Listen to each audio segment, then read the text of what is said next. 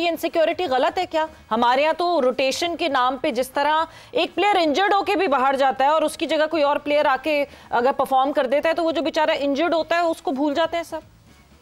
यही तो इश्यू, यही तो सिस्टम के फ्लॉज हैं जिनको पूरा करना है आपको, कि आप इतनी इनको सिक्योर करें अपने प्लेयर्स को कि यार आपको जब सिलेक्शन दी है।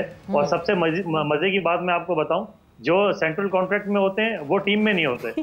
ठीक है, बाहर से बुला बुला के प्लेयर्स को खिलाया जा रहा है। सेंट्रल कॉन्ट्रैक्ट जिनको दिए हैं उनको तो बुलाओ। शादाब खान को सेंट्रल कॉन्ट्रैक्ट दिया हुआ 2 साल से, वो टीम में क्या स्क्रीन पे ही नजर नहीं आते। तो ये सारी चीजें हैं ना, देखिए मैंने आपको जहां बोला ना, जहां से पॉलिटिकल इश्यूज आते हैं, ये चीजें होती हैं, तो फिर आप प्रेशर पे टीम बनाते हो, फिर आप खुल के कोई स्टांस नहीं ले सकते। आपको सिस्टम को अपना बहुत स्ट्रांग करना पड़ेगा और बहुत मेजर स्टेप, बोल्ड स्टेप लेने पड़ेंगे। आप ये छोड़ेंगे कौन क्या है कौन क्या है, क्रिकेट से बड़ा कोई स्टार नहीं है। आप परफॉर्म करोगे तो आप स्टार हो, जब परफॉर्मेंस नहीं है तो आप किस चीज की स्टार ही आपकी क्या कोई। आज देखें ना कितने स्टार आपके प्रीवियस जो है आए, परफॉर्मेंस दी, आज उनको कौन नाम लेता? कोई नहीं लेता।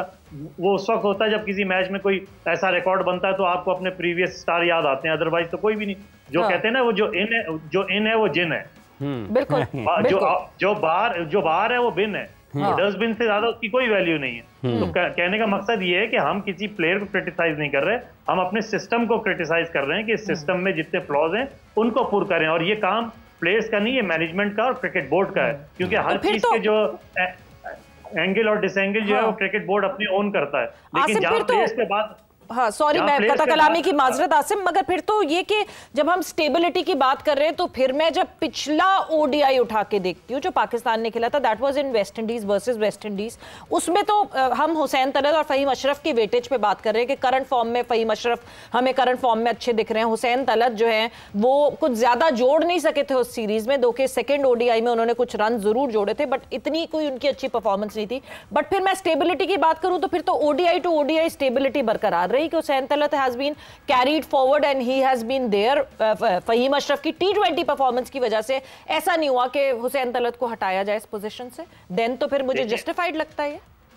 नहीं देखें, सबसे बड़ी चीज ये है कि आपके मैनेजमेंट का माइंड क्लियर होना चाहिए, सिलेक्शन कमेटी का माइंड की क्लियरिटी पता होनी चाहिए, क्रिकेट बोर्ड की कि किस एंगल से किस प्लेयर को कहां पे एडजस्ट करना है। इनको आज तक इसी चीज का पता नहीं लगा। आगे आपका 2020 का वर्ल्ड कप आ रहा है, ठीक है, आपने उसकी क्या प्रिपरेशन कर रहे हैं? ठीक है, सबसे बड़ी चीज तो ये है कि यहाँ आप हसन नवाज की बात करते हैं, आप उसको जाया कर रहे हैं, आप उसको चांस तो दें। यहाँ एक प्लेयर 15-15 18-18 मैच विदाउट परफॉर्मेंस खेल रहा है, आप जो है उसको कंसिडरेशन में ला रहे हो, किस बेस पे ला रहे हो भाई? आप स्टार जरूर हो, ठीक है, आपकी प्रीवियस परफॉर्मेंस बहुत अच्छी होगी, लेकिन प्रेजेंट में आप क्या कर रहे हो? तो ये तो टीम पे बोझ बनने वाली बात है ना। अगर आप बाबर आजम को वो करते हो, सपोर्ट करें, हम भी करते हैं क्योंकि हमारा स्टार है, लेकिन क्या स्टार किस चीज से बना था? परफॉर्मेंस से। जब परफॉर्मेंस नहीं करेगा तो जाहिर सी बात है आपको कहीं और भी देखना पड़ेगा। अब जैसे हसन नवाज की बात थी, साइम अयूब कितने अरसे से फ्लॉप चला आ रहा था, ठीक है, उसमें क्वालिटी है, टेक्निकली भी अच्छा खेलता है, लेकिन आप ये देखें अगर आउट ऑफ फॉर्म है तो पाकिस्तान टीम में आउट ऑफ फॉर्म प्लेयर की जगह नहीं है। पाकिस्तान टीम जो है वो परफॉर्म करने की जगह है। यहाँ पे ये नहीं होता कि यहाँ पे आके आप अपने तमाम जो है टेक्निक्स को बेहतर करें, यहाँ पे माइनर सी एडजस्टमेंट होती है और आपने यहाँ पे 100% परफॉर्मेंस देनी है, तो आप स्टैंड करते हैं पाकिस्तान टीम में। यहाँ पे क्राइटेरिया डिफरेंट है, आप पाकिस्तान टीम में आके अपने तमाम फ्लॉज को जो आपकी गलतियां उनको सुधारते हैं, ये डोमेस्टिक में जाके सुधारी जाती हैं या एकेडमी में जाके सुधारी जाती है। वहां का तो आप इस तरह का वो कोई, बट आसिम जिस लेवल पे हमारी डोमेस्टिक होती है इस वक्त, अगर मैं कायदे आजम ट्रॉफी की बात करूं तो कोई 35 से ऊपर की सेंचुरीज हो चुकी हैं कायदे आजम ट्रॉफी में। कायदे आजम ट्रॉफी देख के ऐसा लगता है कि पता नहीं कौन ब्रैडमैन खेल रहे हैं हमारे यहाँ डोमेस्टिक में, जो सेंचुरियों पे सेंचुरियां लग रही है। तो फिर डोमेस्टिक से ही नहीं लड़के तैयार होकर आ रहे ना, तो फिर यही एक प्लेटफॉर्म बन जाता है जहां वो जिस तरह रिजवान कहते हैं कि किसी दिन सीखेंगे तो किसी दिन जीतेंगे। नहीं, सीखेंगे और जीतेंगे की बात नहीं है, लेकिन आप ये तो देखें कि किस कंडीशन में जाके प्लेयर परफॉर्म कर रहे हैं डोमेस्टिक में, उनको हर तरीके से जांचा जाए। ये नहीं है कि जिस बंदे ने 3 सेंचुरियां कर दी, और आप ये देखें कि बॉलिंग स्ट्रेंथ उनकी क्या थी, अपोजिशन की, ये सारी चीजें मैटर करती हैं। और ये काम जो है सिलेक्शन कमेटी का और उनके बोर्ड मेंबर्स का है कि जो जाके ग्राउंड पे देखें, ऑन बोर्ड हो और हर एक चीज को जो है वो बहुत ही मतलब बारीकबीनी से इसको नोटिस करें कि कौन सा प्लेयर किस कंडीशन में, उसमें टेम्परामेंट है, उसमें प्रेशर हैंडल करने की जो है सलाहियत है, ये सारी चीजें देखी जाती हैं। अब ये चीजें हम क्या कहते हैं ऑन बोर्ड होके या टीवी स्क्रीन पे हम तो बोल सकते हैं, लेकिन जो ग्राउंड में जिनको ये ड्यूटीज असाइन की गई है, क्या वो अपना काम 100% कर रहे हैं या सिर्फ जो है होमवर्क कंप्लीट करके फाइलें कंप्लीट कर रहे हैं? तो ये चीजें उस वक्त आती हैं। ये बहुत बड़ा सवाल है हाफिज साहब। सिलेक्टर्स दिख रहे हैं कहीं मैदान में? आप मतलब बहुत, आप कमेंट्री तो बहुत शौक से ज़ौक से सुन रहे हैं जो कायदे-आज़म ट्रॉफी की हो रही है, सिलेक्टर्स भी दिख रहे हैं? देखिए, सिलेक्टर्स को होना चाहिए। जब आपके 4 वेन्यूज़ पर मैचेस हो रहे हैं तो सिलेक्शन कमेटी को के हर रुकन को हर एक वेन्यू पे तो होना चाहिए एक मैच देखने के लिए।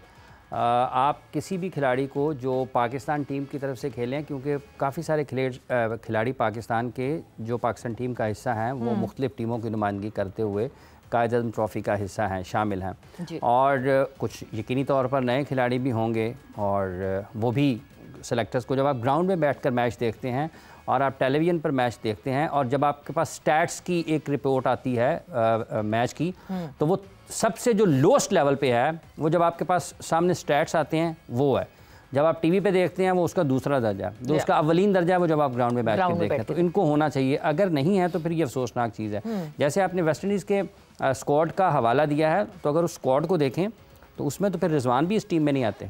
अगर आप कॉन्टीन्यूटी की बात करते हैं, क्योंकि मेरा नहीं ख्याल कि रिजवान वेस्ट इंडीज़ में पाकिस्तान टीम का हिस्सा थे, या फिर सुफियान मुकीम पाकिस्तान के लिए खेल रहे थे और वो भी उस टीम का हिस्सा थे। ज़रा आप देखें और रहनुमाई करें हमारी, और लाखों करोड़ों लोग इस वक्त टेलीविज़न पर पाकिस्तान। नहीं, रिजवान जब वेस्ट इंडीज़ में आखिरी ओडीआई खेले तो रिजवान हिस्सा थे, रिजवान कैप्टन थे ना।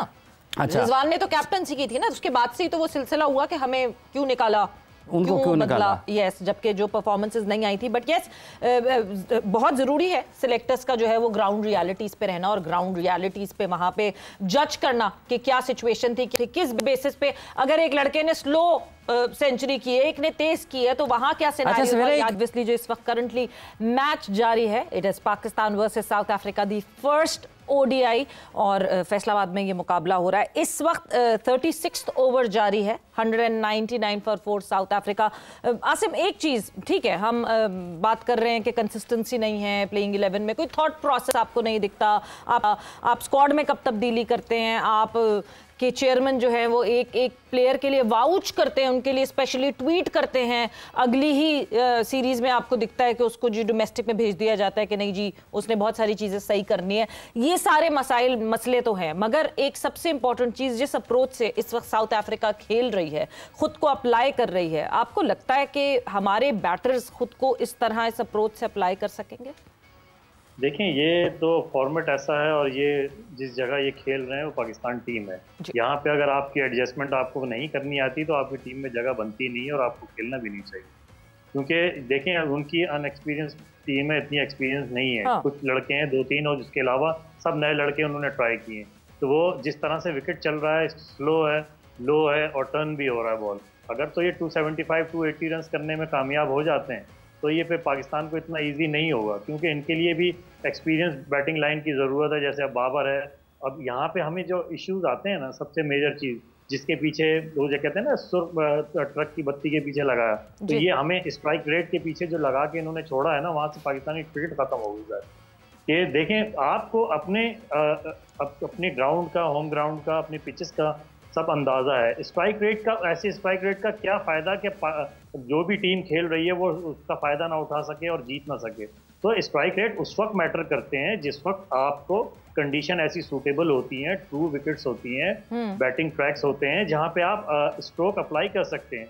जहाँ लो और स्लो टर्न और बाउंस होगा तो वहाँ पे आपको तो बैटिंग के लिए आपको विकेट पे स्टे करना पड़ेगा।